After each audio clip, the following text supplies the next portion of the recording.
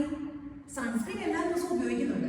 പക്ഷെ സൺസ്ക്രീൻ തീർന്നു പോകുന്നതല്ലാതെ കരിവാളിപ്പിന് യാതൊരു വ്യത്യാസമില്ല എന്ന് വിഷമിക്കുന്ന ആളാണോ നിങ്ങൾ?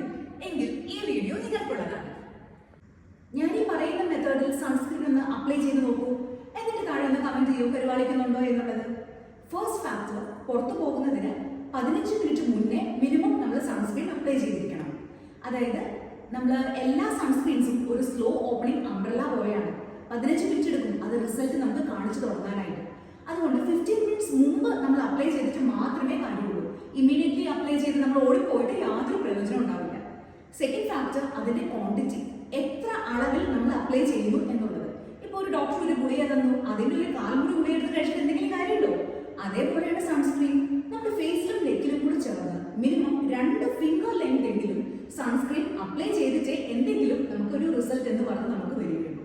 പിന്നെ എല്ലാ സൺസ്ക്രീൻസും നമ്മളത് എത്ര കോസ്റ്റ്ലി ബ്രാൻഡിന് നമ്മൾ യൂസ് ചെയ്തു എന്ന് പറഞ്ഞു കഴിഞ്ഞാലും 2 മണിക്കൂറിലേക്ക് മാത്രമേ ഇതിന് ഇഫക്റ്റ് കിട്ടൂ.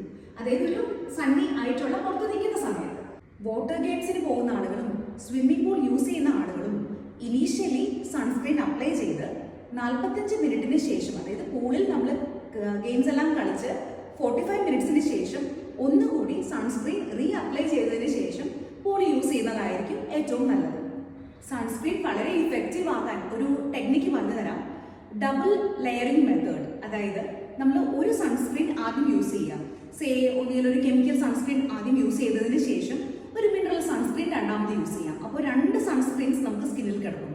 ഇതും റിസർച്ചിലും പല സ്റ്റഡീസിലും കാണിക്കുന്നത് വളരെ ഇഫക്റ്റീവ് ആയിട്ടുള്ളതാണ്. SPF 50+ ഉള്ള സൺസ്ക്രീൻ മസ്റ്റായി യൂസ് ചെയ്യണം.